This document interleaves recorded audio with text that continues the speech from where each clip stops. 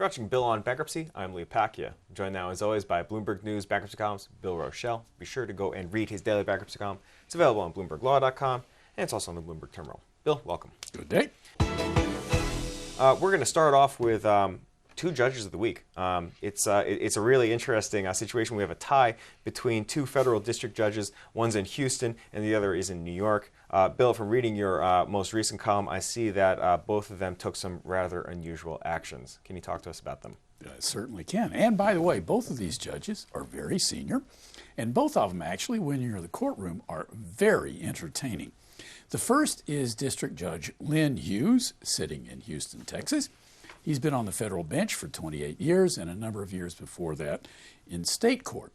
This matter he has concerns a Taiwanese shipping company known as TMT Group. It's been in Chapter 11 in Houston for a number of weeks now, and the Asian banks, who are the lenders, owed hundreds of millions of dollars, are mad at a bunch of wet hens and really want the case dismissed. But guess what? Bankruptcy Judge Marvin Isker would not throw the cases out, even though these companies have precious few, if any, connections with the United States. The banks didn't take it lying down. They filed appeals that found their way to District Judge Hughes. Judge Hughes, interestingly enough, did not allow the appeals. For the most part, he said they were premature. However, in almost the same breath, he turned right around and did something called withdrawal of the reference. In plain English, what that means is he took the bankruptcy cases entirely away from the bankruptcy judge and put them into his court, so that Judge Hughes now is acting exactly like the bankruptcy judge. But guess what, Lee? He didn't stop there. The next thing he did on his own motion, that is to say, nobody asked him to, he said he was going to re-examine or rehear all of the orders and decisions that the bankruptcy judge had made. This sort of turned everybody on their ear, because nobody at this stage knows what the district judge is going to do. However, if you parse the intricacies of the procedure here, this is a pretty big deal, Lee. Here's the reason. If Judge Hughes were hearing an appeal, he would be constrained by the findings of fact made in the bankruptcy court, which might make it pretty darn difficult, if not impossible, to reverse what bankruptcy Judge Isker did. However, by rehearing the cases, he can make his own findings of fact, which may be different from what the bankruptcy judge did, especially on the very important issue of good faith. This is really quite some interesting procedure, Lee, because it, well, if you want to be skeptical about it, could be a way for a district judge to get around the strictures on an appeal where you're pretty much bound by the findings of fact in the lower court. If the District Judge Hughes decides to rule against the ship line and throw them out of bankruptcy court, we're going to see this case, I think, in the twinkling of an eye, go to the Circuit Court of Appeals in New Orleans, because this really has huge ramifications on how a district judge can treat matters that ordinarily ought to be brought up on appeal, because there is a whole bunch of law and rules and statutes and whatnot about withdrawal of the reference, and he sort of fluffed over all of those issues in this case. Who's the other judge we're going to be talking about today? Jed Rakoff. Right on. One of my favorite judges and one of the smartest judges on earth. This arises out of a couple of matters related to the Bernie Madoff situation. Judge Rakoff, several times a year, is hauled upstairs to sit by designation as though he were a judge on the Federal Court of Appeals in Manhattan. That's called sitting by designation. And guess what? He got brought up to hear a case involving some Madoff investors who were suing third parties. The case involved what's called SLUSA, but that really doesn't much matter. What is interesting is that Judge Rakoff, sitting in the circuit court, wrote the opinion upholding dismissal of these lawsuits. But here is the hooker, Lee. Back in his court, in district court, he has the very same issue involving SLUSA brought to him by the Madoff trustee. So in other words, Lee, what Judge Rakoff did was as follows. He wrote the rule of law, sitting as a circuit judge, where he, in effect, is telling himself how he must rule sitting as a district judge. I conferred with a number of bankruptcy and ethics professors, and nobody could seem to have ever encountered a situation like this, where a judge was sitting simultaneously on the same issue as both a trial judge and a federal appellate judge. There's always a hooker. And Bill, we have a case of the week. This time, the Bernie Madoff Ponzi scheme bankruptcy. It's almost 5 years old, but it's alive and kicking, sufficient enough to be included in this program. Reading from your column, something important is going to be happening in the next few weeks that means billions of dollars for the people Madoff swindled. What's about to happen? Well, that's a very good question because I don't know.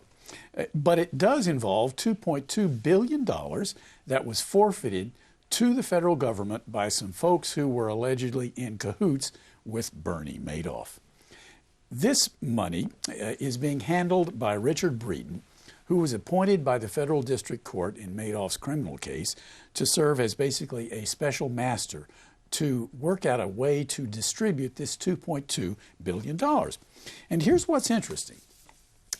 Breeden, who had been, in his former life, the head of the Securities and Exchange Commission, said that he is not necessarily going to be bound to distribute the money in the same way that the trustee, Irving Picard, did in the SIPC liquidation of the Madoff securities firm.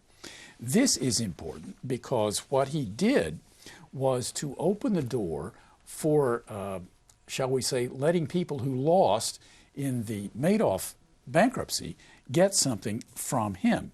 This really comes in two different categories. Number one, it is possible that he may allow people who were what are called net winners to receive distributions. These net winners did not get anything out of the liquidation in bankruptcy court because they had gotten out at least as much money as they invested. Another thing perhaps that he might do is to give people interest on their claims, which is something that is not being permitted by the courts so far. When Breeden was appointed back in December, at the time, the U.S. Attorney said that the distributions would be made soon. It's now 9 months later, and Breeden will not say when the distributions will be made or when he will even announce how he is going to make the distributions, to whom and in what amounts. What I find interestingly is if he departs from what the courts have already ruled, some people are going to get their noses out of joint because it means that although somebody's going to get more, other people are going to get less.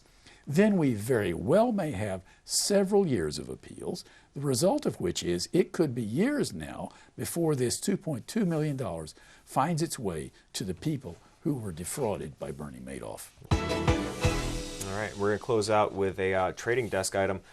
It's another shipping company. It seems like everyone in the industry is in bankruptcy these days. This time it's Overseas Shipholding. The holders of the stocks and bonds were given quite a shock this week, and it resulted in immediate and precipitous declines in the company's securities. Bill, what caused this thing to fall off a cliff? Well, you know, in a way, it's very much like the AMR, American Airlines bankruptcy.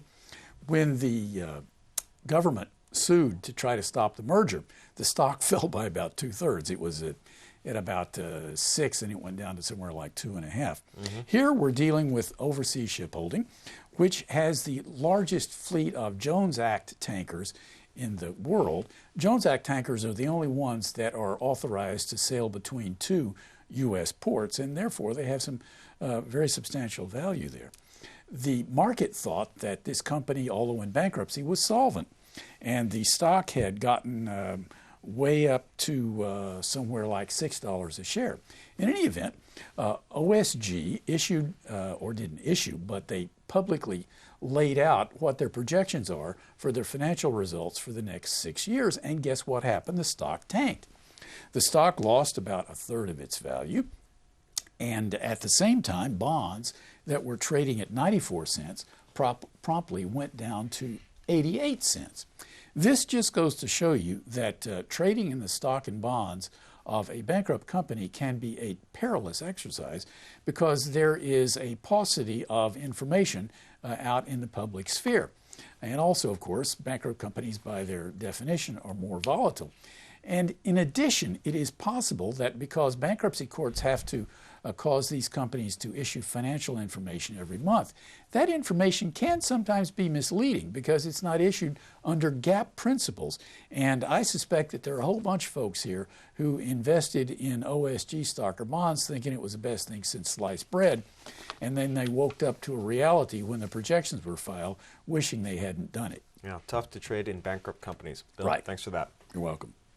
That's Bloomberg News Bankruptcy columnist Bill Rochelle. If you'd like to learn more about the cases and issues we just ran through, be sure to go read his daily bankruptcy column. It's available on BloombergLaw.com, and it's also on the Bloomberg Terminal. If you want to see more of our videos, they're on YouTube, and you can follow our updates on Twitter. I'm Pacchia. Thanks for watching.